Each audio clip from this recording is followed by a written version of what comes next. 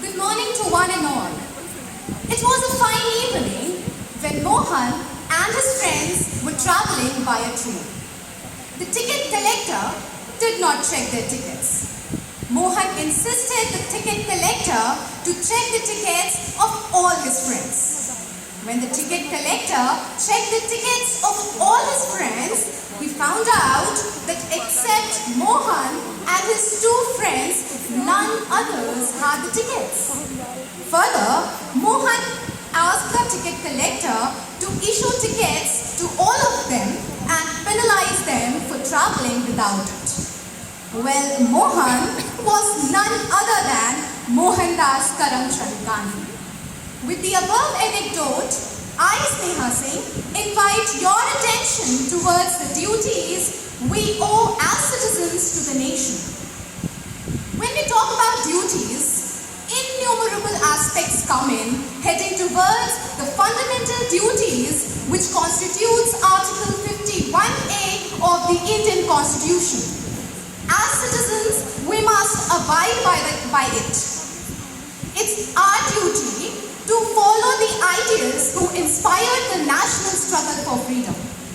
A corpus of people led the struggle, and the sufferings they went through cannot be ever repaid or recounted by us. It's we who need to protect the sovereignty, unity, and integrity of India, acknowledging the agony of those cohorts because of whom today we proudly say that we are free.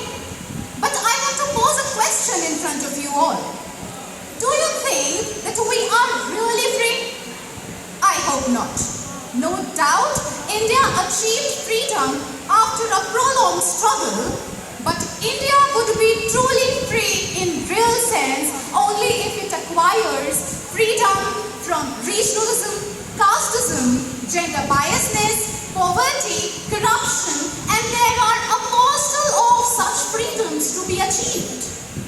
India, being a secular democratic country, it's our responsibility to promote brotherhood and harmony amongst the people, irrespective of caste, creed, gender, etc. It's we who need to tolerate those. Further, India offers a rich cultural heritage. So, again, it's our duty to preserve it. A very live example. Sohrai painting is a famous painting of Jharkhand, isn't it? When we move around the town, you can find paintings on the walls. So that's the way we are preserving the culture of Jharkhand.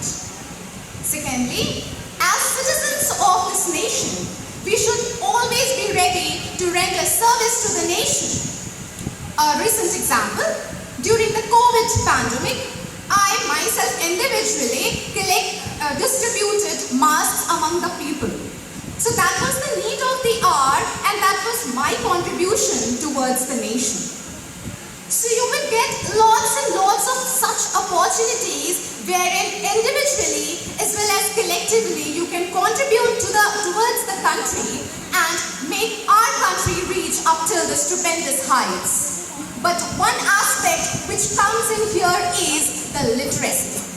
Every Indian citizen should be literate, being the fact that the greatest wealth of any country is its people, finer and truer than the purest diamonds.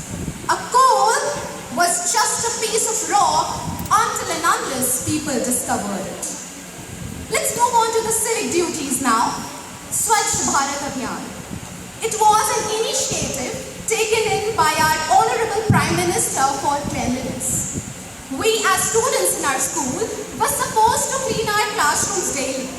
Well, this was the initiative which was taken in by the school authorities.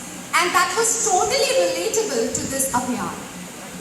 When we see the GDP of our country, India stood 6th in 1947 and in 2022 its rank is 5th.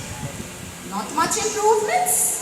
When we see the per capita income of India of 1947, it was 18%, and even today in 2022 it's 18%. Though there were fluctuations in between, but but India is where it was. During the pandemic, you might have noticed that there is a necessity to improvise on the health, isn't it? When we see the literacy rate, that's also not that satisfactory. And who is responsible for this? It is we, the citizens of India. The government is doing its best to provide, it's providing you teachers, schools, many schemes. But are we taking the benefit of it? No. Directly or indirectly, we are into all the initiatives. So the target is to develop India from a developing country into a developed one. And it is only possible if we, the citizens of India, collectively take the initiative.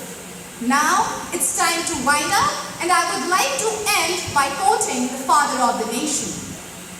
Moolbhoot